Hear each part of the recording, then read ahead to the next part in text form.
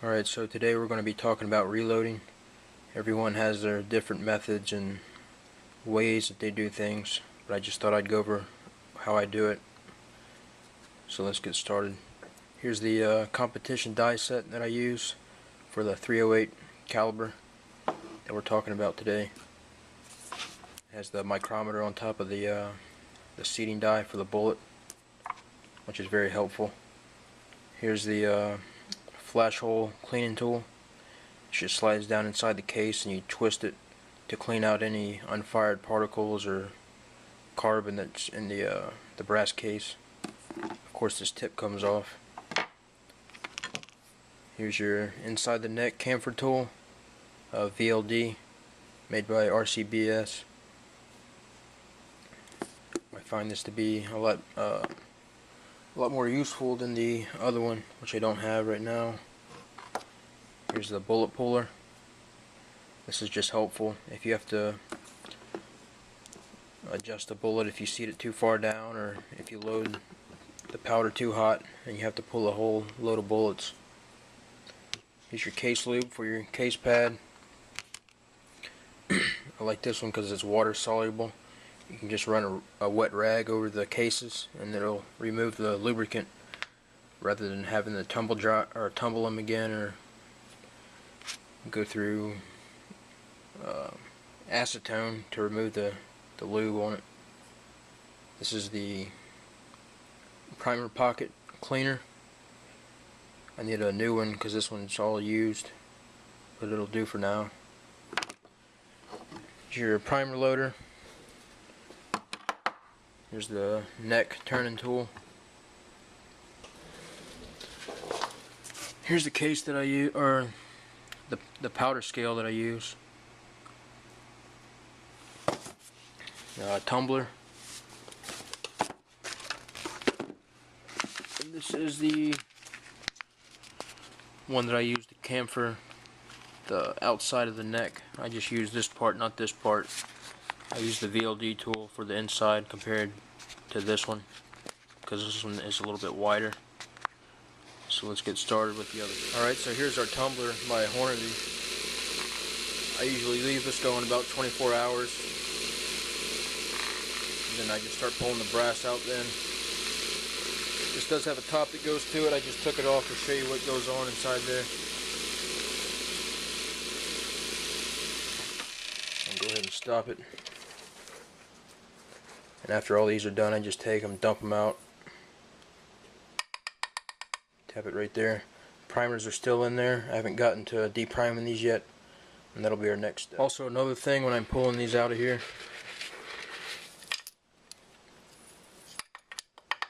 just make sure it's all out. And I like to take these, as I go through the steps, I turn them like this. Then after I resize and deprime them, I'll flip them back over like this. That way I know I'm done with them. Just like that. So I won't be confused as to which ones are done or whatever. Or you can even turn them this way, whatever your preference is. But I'll show you that as we progress. Alright, so now we're out in the shop. I just leave this cover on here, on top of my seating die right here. So just go ahead and unscrew this. And I'll screw in the depriming tool and resizing tool, and I'll be right back. Alright, so there's the depriming and resizing tool. Here's your case holder. The primer, or the primer goes out of there. So just install that in the bottom. And pull up on it a little on your lever right here. Get it in there. I like to take my cases and just take a paper towel and clean off the dust, if there is any, from the tumbling powder. Just like that. Take your case lube.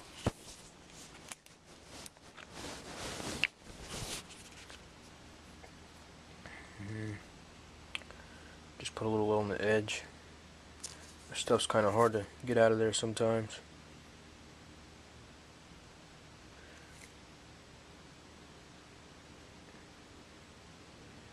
And just dot it everywhere. And just rub that in with your finger. If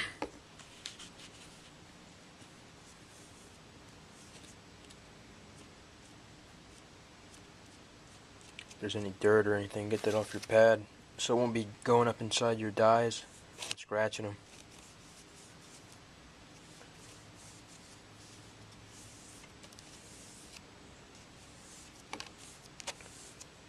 Alright.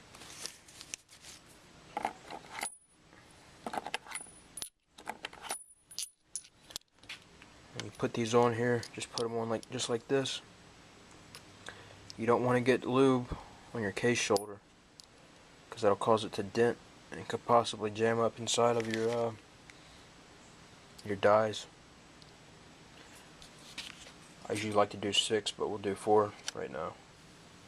You just roll them back and forth, just like that.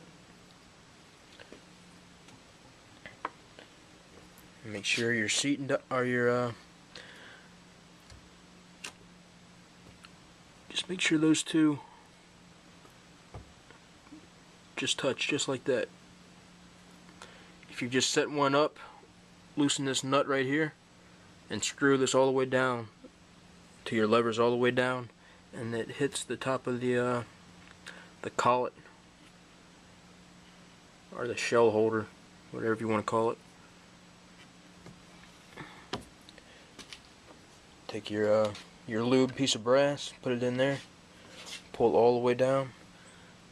This goes up. And your primer pops out the bottom, and your case is also resized at the same time. You can see how dirty it is in there, and we'll clean that up later. But the primer is out.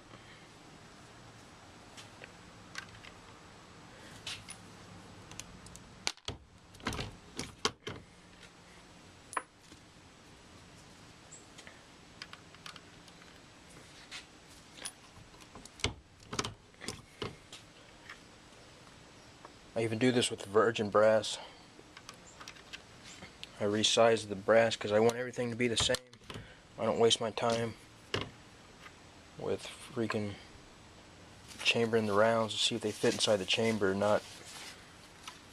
And see how I'm done with these? I just put these right back inside here, up, to know that I'm done with these. I just continue on down the line, and I'll be right back. Alright, like I said before, the lube that's on here is water soluble, so I like to take a moist paper towel and just wipe as much of that off that I can. And just take a dry paper towel and just wipe the water off.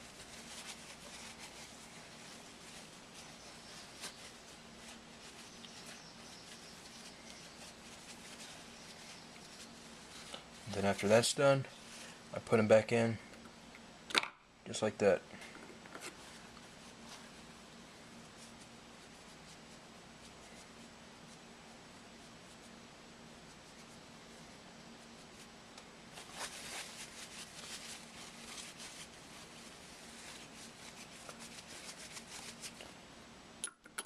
Just like that. There's some lube out there, I think it's oil based. I forget what it is, but you need acetone to take it off, or you have to tumble them again. I just feel that's a waste of time. I don't have that much patience because the stuff gets kind of old after a while.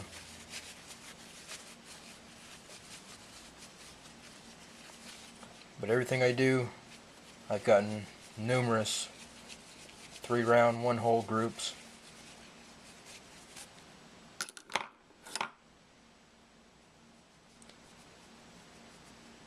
So what I do suits my needs.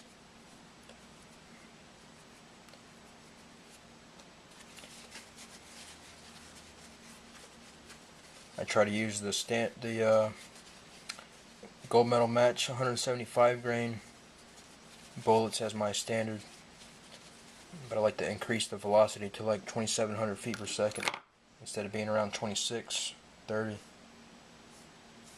I try to keep it 27 to 27.30. We'll go on to the next step. Alright, so next is measuring and cutting the neck. I like to keep my necks between 2.008 to 2.010.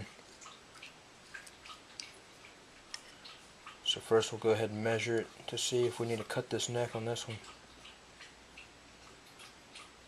So this is sitting at 2.012. So we got 2 there, 0.012. It's hard to tell on this camera and doesn't have a focus on it. But the Federals are sitting at 2.008, so that's where I try to keep all my brass from right now on to try and mimic it, that round, because the chamber that I have on my rifle is cut exactly for that round.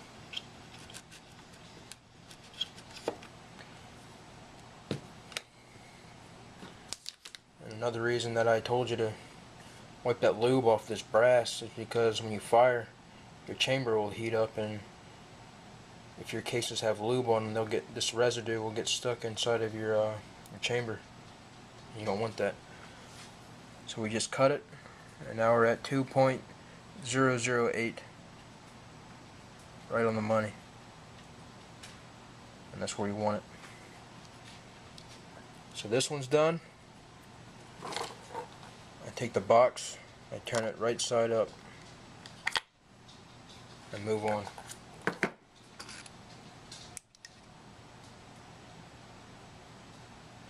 This one is at 2.011.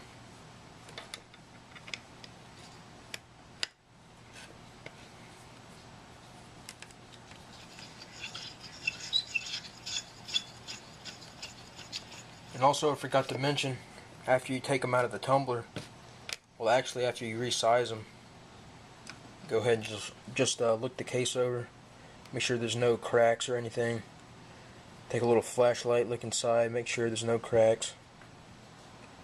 Look at the primer pocket, make sure that's all good. And just make sure the overall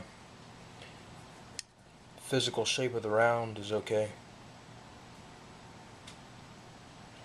And again, we're at 2.008. So we'll move on to the next step. Also, I forgot to mention, when you're lubing your cases up, there's this little nylon brush. You can roll over your lube pad, and you just stick that inside of your neck case. You just run it up a couple of times and give it a little twist. I don't feel that's really necessary if you tumble your brass and clean it. Let's say if you just went ahead and shot it once, you didn't want to tumble it, and you just ran it up through the resize and die, then I'd feel that it was necessary to do that, since you didn't go ahead and tumble your brass. But next, let's take this off.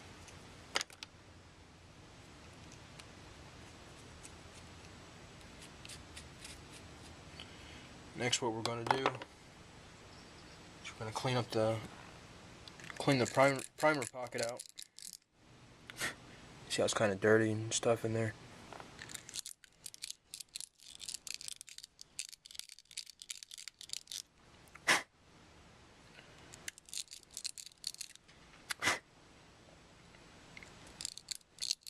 And this primer pocket cleaner doesn't really work for me right now because it's all bent out of shape. So I just like to take the flash hole deburr kit or whatever, deburr tool, just run that along the edges inside of there.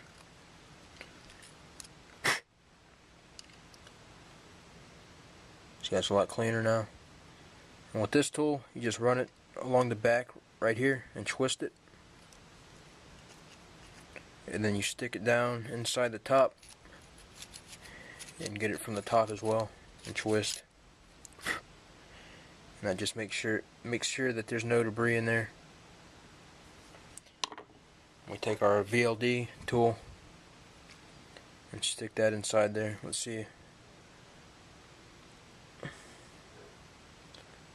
because after you turn the neck on this, the top of this case right here on the neck is going to become flat. And before you put your bullet in there, you want kind of a soft edge that it can glide into without cutting the brass on the bullet or the copper on the bullet. And when you twist this, just make sure you keep it as straight as possible, because you don't want it to be canted off like this and cause like a odd cut inside the neck of the brass. So just try to keep that as straight as possible and just twist it. Just take your time with it. Take it out and look at it. If you see that the neck is shiny all around the inside of the edge, then you're done. I don't know if you can see that on the camera.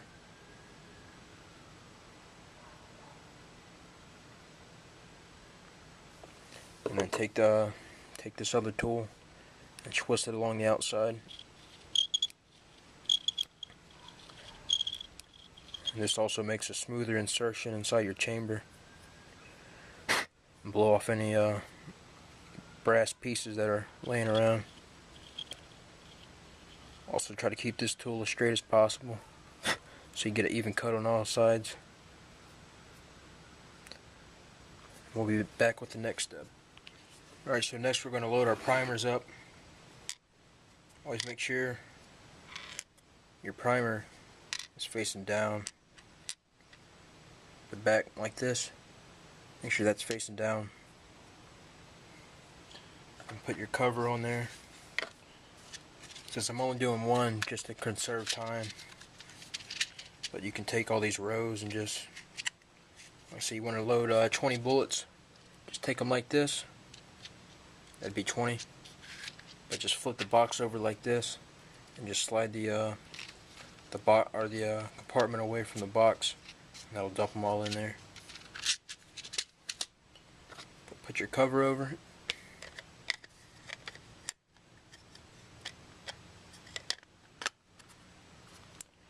And just slide your brass in there like this and squeeze. Once you get it in there, just squeeze up. You don't have to squeeze hard, just enough that it seats really good.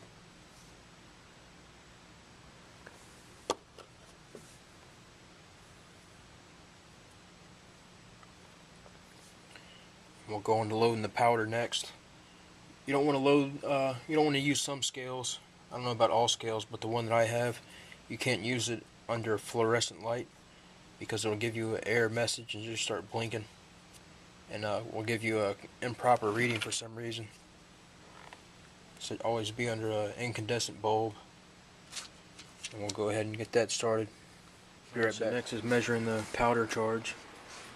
I like to use Varget because I find it to be at least temperature sensitive, and plus it just works well on my rifle. Every rifle will be a little different. I like to use 44 even on the powder weight. Again, go by your reloading book. I just developed the loads from there. This is still within the safe limit of this powder and caliber choice.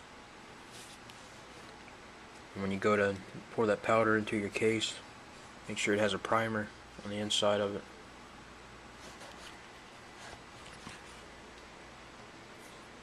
Let me dump that in there. I can't film while I'm doing this, so 1 second.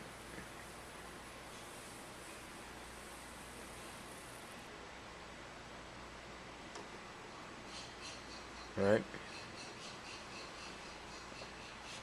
Just make sure that sits right side up in there. All your other cases are facing down, so you know there's no powder in those. And we'll be right back loading the bullet. Alright, so we're back in the shop, getting ready to set up the bullet seeder. Take the depriming holder out. Take the depriming die out.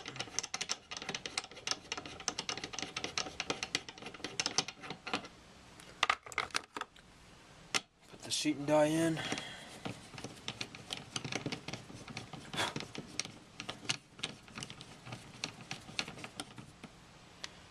I just like to back mine off a little bit because I don't remember what setting it's on if I haven't reloaded in a while. And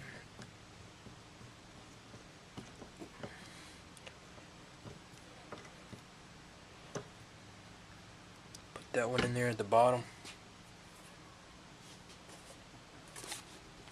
I like to use 175 grain Sierra match.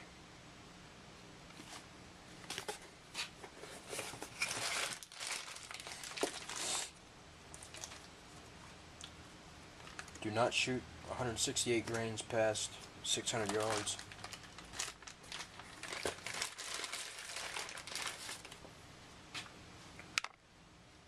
Go ahead and load this one up in here. Pull back on the lever till this bullet aligner, I guess, just starts to move. You can see it right there. And go ahead and drop your bullet, just like this. Seat it, push up.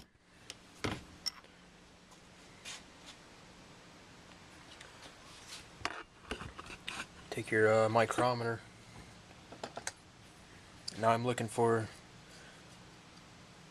2.800.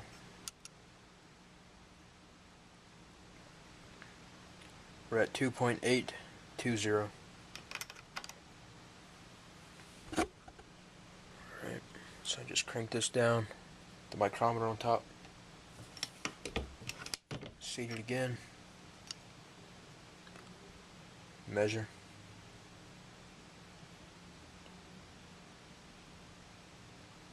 2.800 even. That's a perfect round for my rifle. Again, develop your own loads, don't go by mine. It could be a catastrophic failure in your own rifle, but always stay within your books and adjust from there. Always look, if you start to load hot, just look on the look at your primer and make sure that it's not flat, because a lot of times if you get too much pressure, it'll push the dimple back out on the primer, and you'll see little marks on the base of the round across from your bolt. And just look for any splits or cracks in the casing itself after you shoot the round if you're loading pretty hot. But I don't recommend doing that because it's a lot of stress on your chamber and your rifle, and very dangerous. If you have any questions about anything, just let me know. Thanks for watching. And also one more thing, I don't worry about measuring the brass or the bullet weight, because that doesn't really, I'm not shooting a rifle that you just set on a bench rest or a machine and you make fine adjustments. I'm just shooting off a bipod with a bag, so this works quite well for me and what I shoot for. All that other stuff is just pretty much a waste of time unless you're shooting off a machine rest. But I guess if I started getting into 1,000-yard shooting, it'd be a little bit more helpful, I guess, to make your rounds more accurate. But for what I do, up to 350 yards mainly, it doesn't really affect it that much. But I mean, if you feel like you have to measure your brass in your bullet, then go right ahead. It doesn't hurt, but it just saves time how I do it. Thanks again.